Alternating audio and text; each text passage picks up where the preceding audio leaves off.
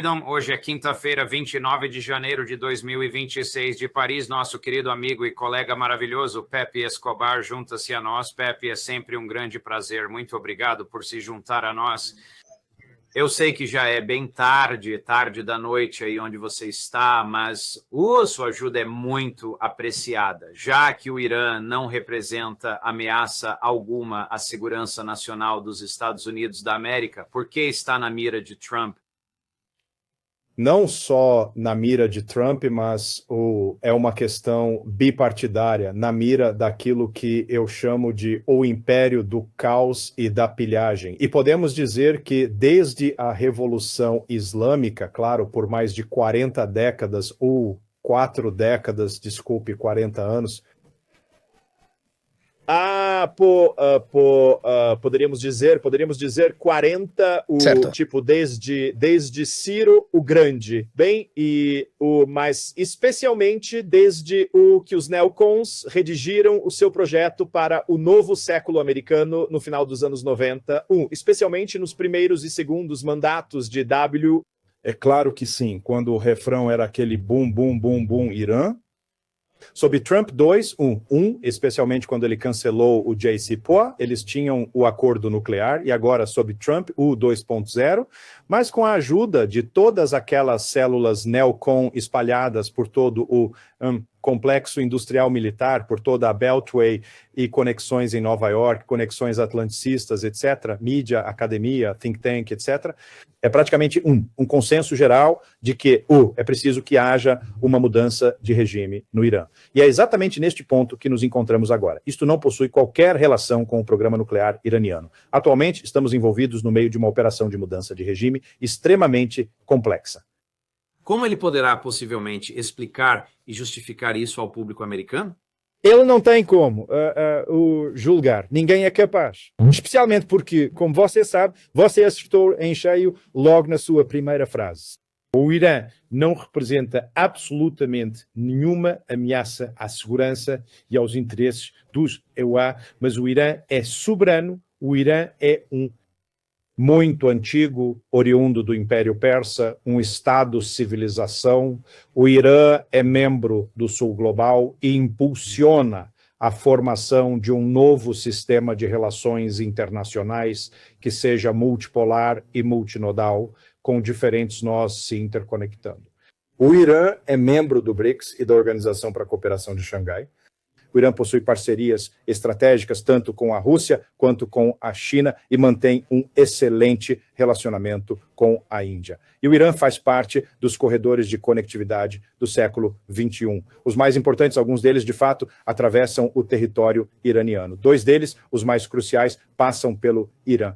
O corredor internacional Norte-Sul, que envolve a Rússia, o Irã e a Índia e o Cinturão e Rota, a iniciativa chinesa do Cinturão e Rota, a nova Rota da Seda, como os temos chamado há 13 anos já, que atravessa o Irã a caminho da Turquia e depois para a Europa. Então, o Irã, vá em frente, por favor. Sim? Será que Trump atacará o Irã sem Israel? Ou colocando de outra forma, Netanyahu é um monstro, mas não é estúpido. Ele não compreende o efeito catastrófico para Israel se Trump atacar o Irã? Bem, mas esta é a guerra de Israel, juiz. Esse é o problema. Mesmo que Israel fique em segundo plano nesta, digamos, uma espécie de repetição ou um remix da Guerra dos 12 Dias, onde eles foram, eles levaram uma surra do Irã, e o Irã usando apenas 20% do seu potencial militar. E agora, o que estamos a ouvir, vindo até mesmo do Ministério das Relações Exteriores, lá em Teherã, é que a intenção é ir com tudo. Vamos empregar todos os recursos que não foram utilizados na Guerra dos 12 Dias. Se houver a menor sombra de dúvida de que um Tomahawk vai atingir território iraniano, a resposta começa imediatamente. Então, este é um Irã completamente diferente daquele a que estávamos acostumados nas últimas décadas, que era basicamente reativo e passivo. Não mais. Agora, sabemos que Trump vai articular exigências ao Irã e sabemos que elas são impossíveis de cumprir ele vai exigir que o Irã se livre de todo o enriquecimento nuclear, mesmo para usos civis, hospitalares, médicos. Ele vai dizer que o Irã precisa se desfazer de sua principal categoria de mísseis ofensivos, aqueles que têm a capacidade de atingir Tel Aviv, porque o Irã sequer consideraria tais propostas. Eles não o farão. E foi exatamente assim que foi interpretado em Teherã, George. Foi interpretado como uma capitulação ou uma guerra. E a resposta iraniana foi muito bem ponderada. Não se esqueça, os iranianos são, de facto, excelentes diplomatas. Eles são frios e calculistas. Eles levam o seu tempo. Eles analisam todos os cenários. Mas não demorou muito para se chegar a uma conclusão. Certo, isto é um ultimato, é para capitular. Estes 3 pontos que você acabou de descrever, é absolutamente impensável que eles sequer discutissem esses itens, para não falar em seguir o ditame. Portanto, ou é capitulação ou é guerra. Então, se nos for imposta uma guerra pela combinação dos Estados Unidos e Israel, iremos com tudo. Então, este é um momento de grande importância existencial para o governo em Teherã. E eles estão completamente cientes disso, desde o seu líder supremo até a Guarda Revolucionária Islâmica, que, a propósito, no dia de hoje, estava promovido ou despromovido, depende de como você vê, pela União Europeia como uma organização terrorista. Então, para os Eurochihuahuas, o IRGC é uma organização terrorista, mas os Eurochihuahuas, claro, tudo o que fazem ou dizem não importa, eles não estão em pauta para nada. Mas o fato de que as pessoas que receberam o ex-cortador de cabeças, digamos assim, agora empossado como presidente da Síria, assim como foi recebido por Trump, e a propósito, como foi recebido por Putin em Moscou ontem, completamente normalizado. Assim, a Al-Qaeda e o ISIS tornaram-se completamente normalizados. E agora, o IRGC também está normalizado. Pode os Estados Unidos, estamos a exibir imagens da Marinha dos Estados Unidos. Será que o Irã consegue lidar militarmente com a Marinha dos Estados Unidos? No que diz respeito ao assédio, eles dispõem de um número ilimitado de possibilidades, realmente ilimitadas. Incluindo esta, tenho certeza de que pouquíssimas pessoas nos Estados Unidos a conhecem. É um barco fantasma da classe Zolfagar, na verdade. O que é um barco fantasma? É um barco fantasma. Ele navega a cerca de 40 nós e depois submerge para evitar radares. E então ressurge novamente, equipado com torpedos e com uma tripulação de 8 pessoas, mais ou menos. Eles podem causar estragos contra embarcações de médio porte por todo o Golfo Pérsico, o Mar de Omã, em todo lugar. A propósito, os americanos não estão no Golfo Pérsico e não estão no Mar de Omã. Eles estão no Mar Arábico, ainda estão muito, muito longe e não podem ousar ir ao Golfo Pérsico porque seriam alvos fáceis para tudo, absolutamente tudo o que se possa imaginar. Drones, enxames de drones, submarinos, mísseis posicionados em ilhas no Golfo. Por exemplo, quando você decola do aeroporto de Bandar Abbas, você sobrevoa a enorme ilha de Hormuz e há outras pequenas ilhas no Estreito de Hormuz também. Então, todas estas ilhas estão militarizadas e, obviamente, apontarão os seus inúmeros canhões para qualquer coisa que esteja a flutuar por lá. Então, se nós tivermos pessoas no Pentágono com um QI acima de 50, eles já deveriam ter feito o seu trabalho de casa. Não temos a certeza se o fizeram. Será que a cidade de Tel Aviv teria a capacidade de resistir a um ataque sério e prolongado que viesse do Irã?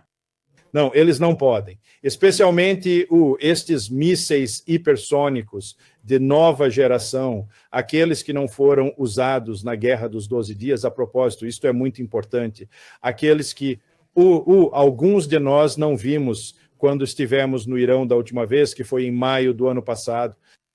Estes são os mísseis hipersônicos da última geração que eles lançaram, se não estou enganado, foram apenas uns 2 ou 3 contra Tel Aviv na última ocasião. E desta vez eles podem lançar centenas. então o possível cenário de um ataque americano prolongado, se acontecer, é insustentável desde o início, porque os danos em Israel, sem mencionar todas as bases americanas por todo o Golfo, serão inimagináveis. Vou mudar de assunto para a Rússia e a Ucrânia.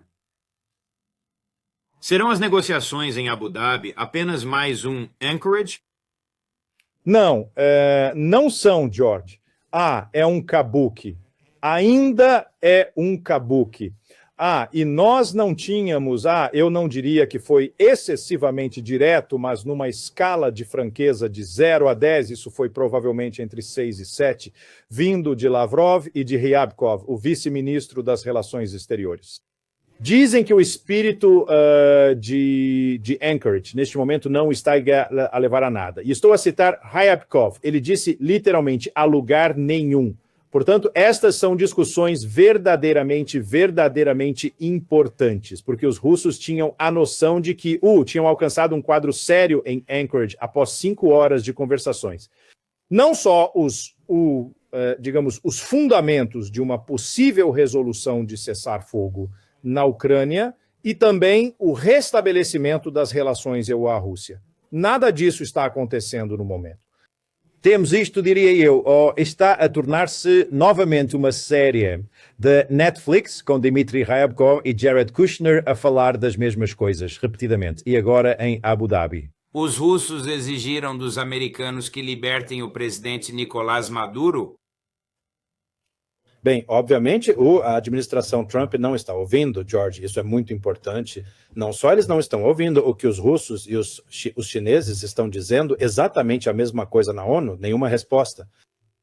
E, se não me engano, há pouco mais de uma semana, ou talvez um pouco mais, Putin, na verdade, disse que qualquer tipo de aventureirismo por parte dos EUA contra o Irã, no Golfo Pérsico, desestabilizaria completamente o Oriente Médio. Eu prefiro usar a terminologia da Ásia Ocidental, é a terminologia correta.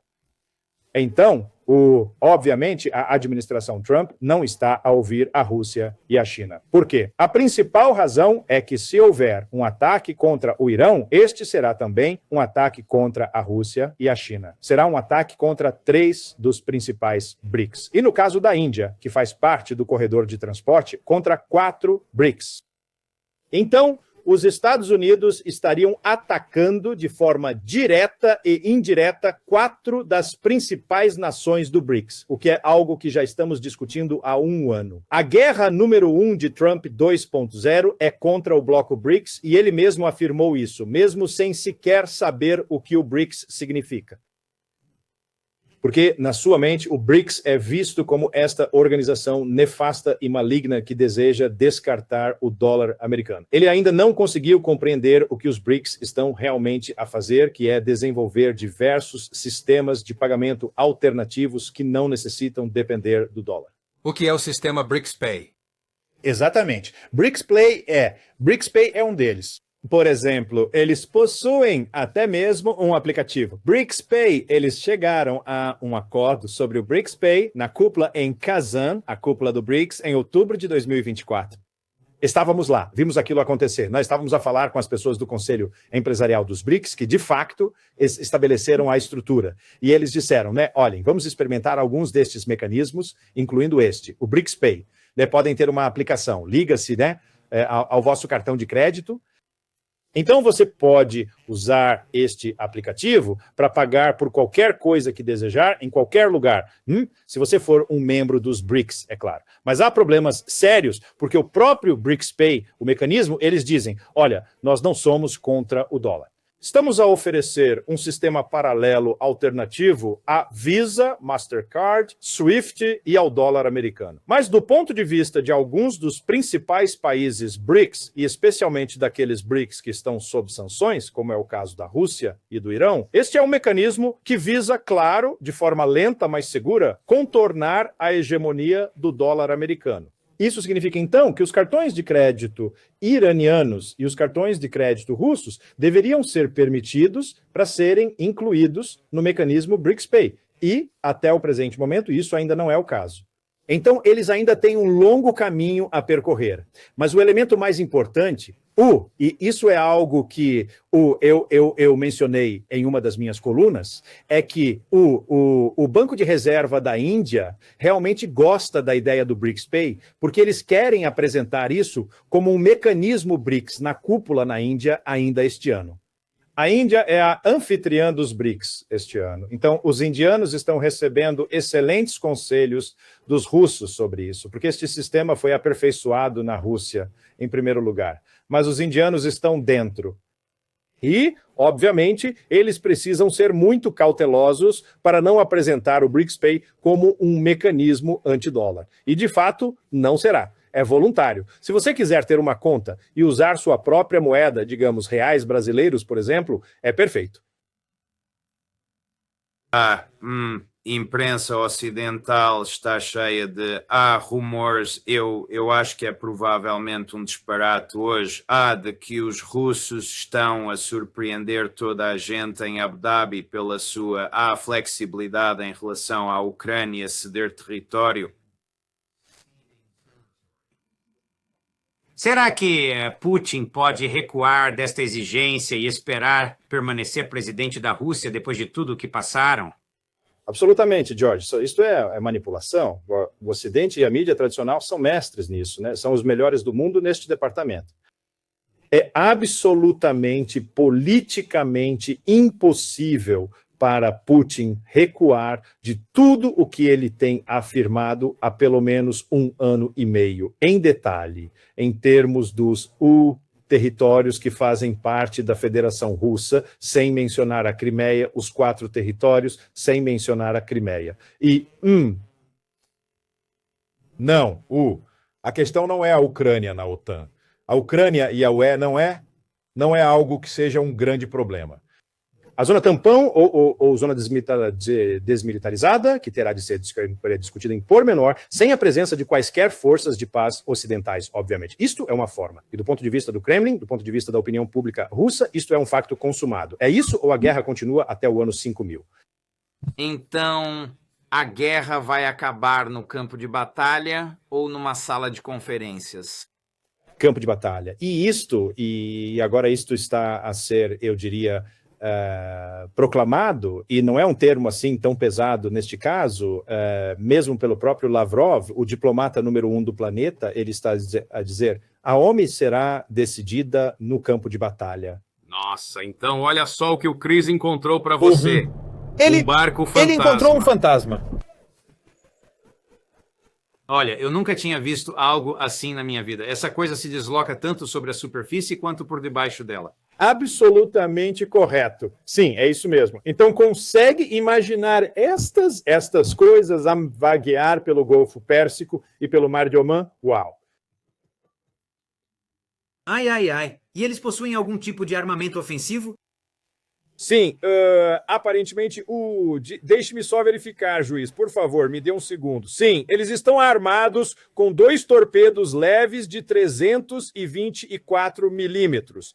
Estes são muito eficazes contra navios de guerra de médio porte. E claro, digamos as escoltas, do USS Abraham Lincoln, por exemplo. Não. Então, estes aqui são barcos russos, não americanos, desculpe-me, estes são barcos iranianos, não americanos. Este é um juiz iraniano? É muito difícil de explicar, especialmente para um público ocidental, que um país sob sanções por 43, 44 anos desenvolveu uma indústria militar extremamente sofisticada com soluções indígenas. Os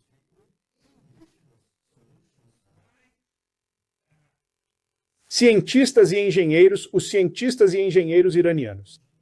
Tudo, desde este sujeito fantasma, até aos mega hipersônicos, que estão quase ao mesmo nível dos mísseis hipersônicos russos. Tudo, desenvolvido, internamente no Irão. Sim, o navio de guerra catamarã é uma boa forma de o dizer. Mas barco fantasma é muito mais divertido, não é? Sim, né? Barco Fantasma é um nome bem sugestivo. Não é? Última pergunta. Os iranianos fecharão o Estreito de Hormuz se os americanos atacarem Teherã? Isso é algo de grande, grande importância, juiz.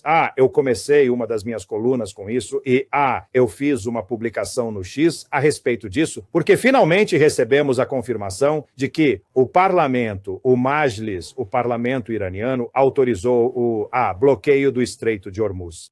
Mas esta não é a decisão final. Isto é vinculativo. Isto significa que se a ordem vier do líder supremo e do IRGC, eles podem fechar o estreito a qualquer momento que quiserem. E isto é constitucionalmente correto. Isso é muito, muito importante. Isso significa que eles estão preparados para fechar o estreito, se, por exemplo, mesmo que sintam que estão prestes a ser atacados, porque eles sabem exatamente o que isso significa.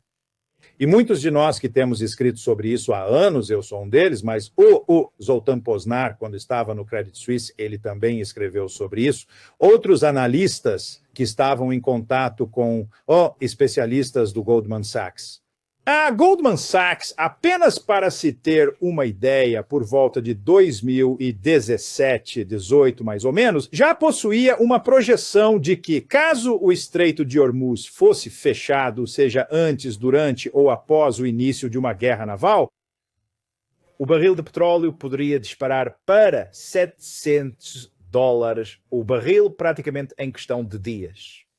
E esta não é apenas a questão dos $700 por barril. O facto é que a pirâmide de derivados da economia global colapsaria por completo de imediato. E isto, segundo especialistas em derivados da Goldman Sachs. E depois houve uma enorme discussão que ainda está a decorrer sobre qual é o tamanho desta pirâmide. Está nos $4 trilhões. Não é nem... o número original do Banco de Compensações Internacionais, na Suíça, era de 700 trilhões. Este valor é de, 7 ou 8 anos atrás. E depois, se você conversar com os comerciantes do Golfo Pérsico, e alguns deles adoram falar em off, eles dizem, olha, já está nos 4 trilhões. E sabemos que se isso acontecer, a economia global tudo pode entrar em colapso em questão de uma semana ou 10 dias. Então, os iranianos também estão cientes disso. E estou certo de que as pessoas na esfera atlanticista também têm conhecimento disso. A questão, na verdade, é se essa informação chegar à mesa do presidente Trump, ele irá considerar recuar um pouco e tentar pelo menos um diálogo com respeito mútuo com o Irã, o que o ministro das Relações Exteriores iraniano tinha acabado de dizer esta semana. Sim, estamos abertos ao diálogo desde que haja respeito mútuo, ou Trump está pronto para entrar para a história como o cara que vai destruir a economia global. Essa é a questão. Que assunto fascinante, que assunto fascinante. Não sei se o Trump sequer levará em consideração as ramificações de um ataque. Ele é tão submisso aos seus senhores sionistas. Exatamente. Então somos todos reféns desta decisão, juiz, em todo o mundo. O norte global e o sul global. Por um indivíduo que tem muitos esqueletos no armário. Sim, para onde você está indo em seguida, Pepe? China amanhã, pause. Então vamos conversar da China a seguir, pause. Nós, espero que possamos, pause, organizar uma boa conversa. Certo. Viaje bem, viaje seguro, meu amigo. Aguardamos seu retorno da China. Tudo de bom.